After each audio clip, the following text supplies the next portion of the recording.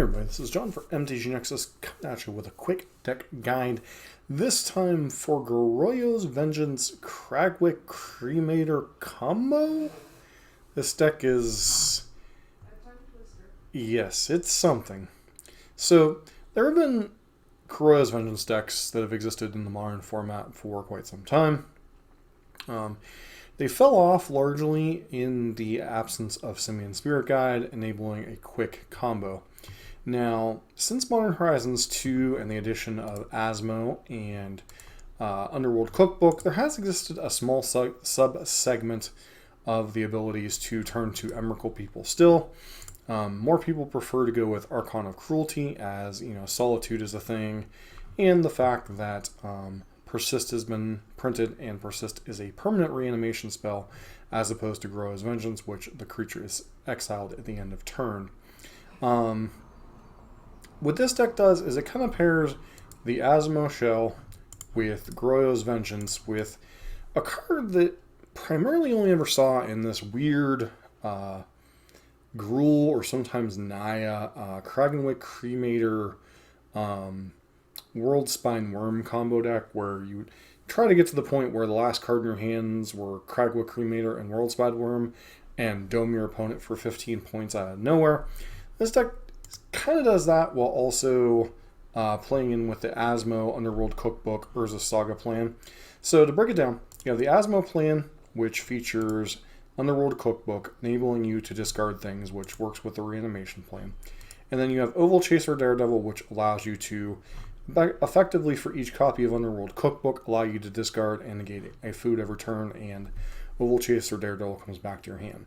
So this allows you with Asmo to potentially take over the game against creature-based decks, gun down planeswalkers, etc. Very powerful engine for what's effectively a 1-mana 3/3 creature. Does have the downside of you have to discard something in order to cast it, so that's where the Underworld Cookbook, Voldarian Epicure, and potentially Thought Seizing yourself come in. And I guess in a slower game, Kragenwick Cremator forcing you to discard something at random, you could also potentially be able to do that. You have 4 copies of Urza Saga, which increases the number of Underworld Cookbooks effectively in your deck to up to 12. And then you have 1 of Springleaf Drum as a way to get ahead on mana, as can be difficult for a 21 land deck to cast Kragenwick Cremator. Kind of also help tying all that together, you have Voldarian Epicure, which is a 1/1 that creates a blood token. Blood token allows you to discard a card to draw a card, allowing you to pitch your Yargles or your Emrakuls to potentially bring them back with Goroyo's Vengeance. Now, you could run something like Gristlebrand in this deck, but Yargle just hits a lot harder when paired with the Cremator and Goroyo's Vengeance plans, especially if your opponent is not expecting it, and you can dome them for 15 or 18. Obviously, Emrakul being the preferred target. Beyond that, you are also running 4 copies of Profane Tutor to kind of tie it all together. This is the Suspend Demonic Tutor that allows you to go and fetch whatever you need. Say you're missing a Goroyo's Vengeance and have the Fatty and Discard outlet, or allows you to go find your Underworld Cookbook to be your discard outlets for your Asmos and your legendary creatures here. So it all kind of ties together.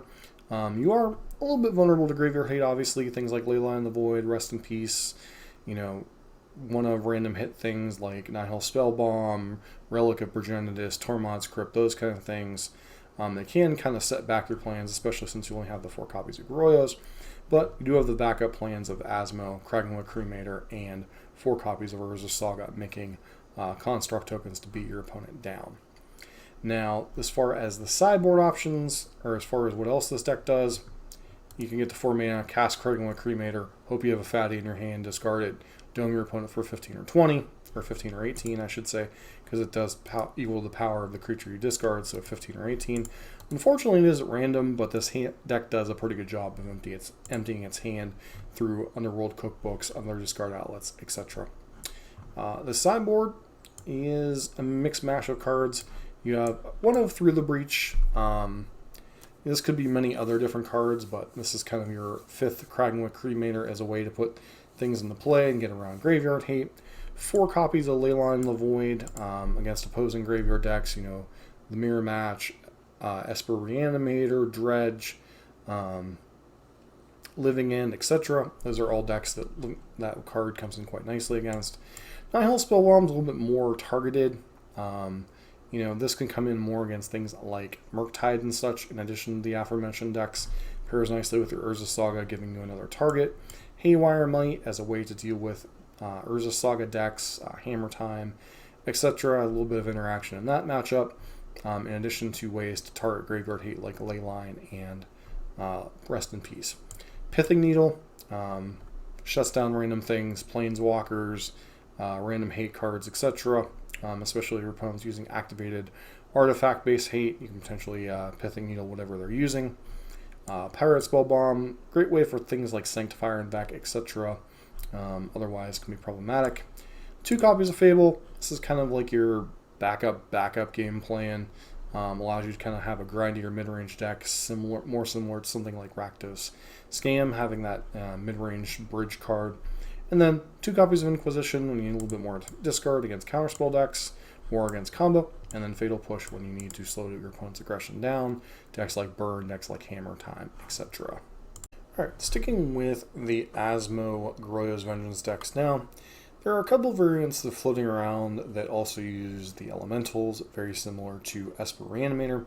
Not really going to cover those because I feel those are inherently different decks that are more similar to just straight up Reanimator than these decks that are kind of a hybridization of that. So you still have the Asmo Profane Tutor Oval Chase Daredevil plan. You still have the 4 copies of Profane Tutor. This deck opts for a little bit more of a mono black theme. 4 copies of Street Wraith to make your deck a little bit smaller. A couple copies of Mausoleum Secrets. Search your library for a black card with a mana cost less than or equal to the number of creature cards in your graveyard. Reveal it and put it into your hand. So it's good for cards like the Profane Tutor, Goroyo's Vengeance, Thoughtseize, Asmo potentially, etc. Just another tutor to pair with your 4 copies of Profane Tutor. Gives you a little bit more consistency a la Mono Black Reanimator in Legacy. And then 1 more copy of Oval Chase Daredevil to pair with your Underworld Cookbook.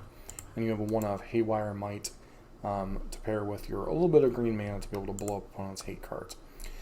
This one with no Kragenwick Cremator Insight, they're instead choosing to use 3 copies of Emrakul, 1 copy of Atraxa, and 4 copies of Emrakul, basically giving you a plethora of legendary creatures to buy back. And then sideboard, very similar, although a little bit heavier on the Asmo Urza Saga package. You have 2 copies of Nihil Spellbomb, 2nd and 3rd copies of Haywire Might, 1 copy of Shadow Spear to go with your Construct Beatdown plan, potentially. Push is a little bit of hate cards. 4 copies of Defense Grid. Somebody who really hates losing counterspells. 2 copies of Assassin's Trophy as just kind of a catch-all, both for aggressive decks and for the ability to deal with hate cards. And a 1 of Shieldred just as a decent mid-range beater. Now, the other one, I believe this is the first one I actually saw, which is a weird mashup with Jaru and Hazoret. This is a 3-color list that includes white as a splash, in addition to the black-red. You have, obviously Insolent Neonate is another discard outlet, along with Voldaren Epicure. You're using 4 copies of Underworld Cookbook. And then you have the 4 copies of Goroyo's Vengeance. This particular version was using Witchclaw Talisman. I don't know that this is better over something like Profane Tutor, simply because it does give you your opponent the chance to hit hate cards. But, this could easily be a Profane Tutor in another build. It has a 1 of Kragenwick Cremator, which is kind of whatever. 4 copies of Street Wraith, just once again, kind of simplify the deck a little bit, or slim it down a little bit. And then Jaru and Hazoret. As long as you have 1 or fewer cards in hand, Jaru and Hazoret has Vigilance and Haste. When Jaru and Hazoret attacks, look at the top 6 cards of your library. You may exile a legendary card from among them, put the rest in the battlefield, at the bottom of your library in any order. Till end of turn, you may cast the exiled card without paying its mana cost. Now, obviously, you manage to attack with this, either conventionally casting it or bringing it back with Goroyo's Vengeance. And then you can potentially hit an Atraxa or an Emrakul the Aeon's Torn, cast it, and get the absurd card advantage that goes along with the very powerful body that you're putting into play. And notably, it casts it, so you get to keep the Atraxa and Emrakul in play, as opposed to with Goroyo's Vengeance, where you have to sacrifice it, exile it, and end of turn. The one thing I would say about this version is it doesn't seem like it quite knows what it wants to be doing. Kragenwood Cremator feels like a little bit forced in this version. Witchclaw Talisman, while it's a very powerful effect, this isn't really a deck that leverages it particularly well. Particularly if you don't kill your opponent in that one shot, that you're in a lot of trouble.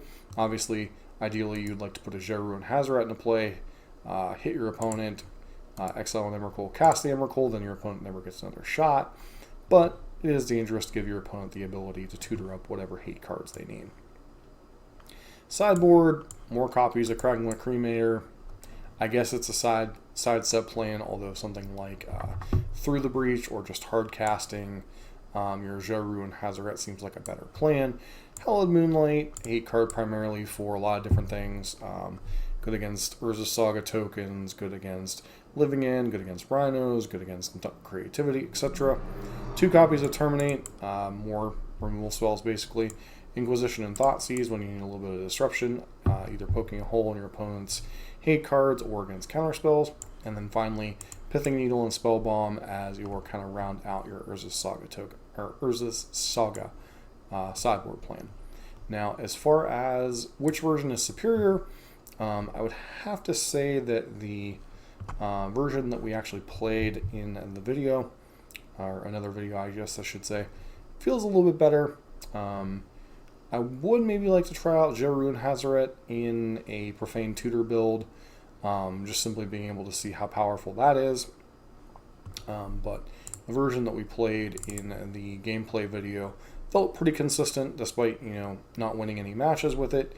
It did feel like the plan was fairly coherent, and you weren't really forcing anything, and all the plans kind of overlapped quite nicely, especially in game number 1. As far as the power of the deck, much like Reanimator, it is a highest of highs and the lowest of lows decks. It has a decent mid-range game plan, can have explosive starts, casting turn 2 Goroyo's Vengeance on Emrakul's, wiping your opponent's board. And then you have other games where you just your pieces don't come together and you feel like you're just sitting there spinning your wheels. Probably does require some patience learning how to mulligan aggressively with the deck. Does learn what cards you have to play around, but this definitely does feel like a modern power level deck, albeit a little bit inconsistent. I could see it struggling against decks with a lot of hate, primarily things like Solitude, decks with a quick clock and disruption, things like Hammer and Murktide could potentially be difficult. So I know this deck can dunk on Burn quite nicely if Burn has no early interaction or doesn't have a very, very fast clock, because a lot of decks just aren't equipped for a turn 2 Emrakul unless they're playing Solitude, or I guess Leyline Binding to a certain degree. But this is Goroyo's Vengeance combo. Once again, I do say it's a little bit different than traditional Esper Reanimator, but is a very powerful, explosive deck and does require a little bit of training with mulliganing and playing around hate cards in the post-board games. So if you like these kind of deck guys, don't forget to like, comment, subscribe, and hope to see you for our next video.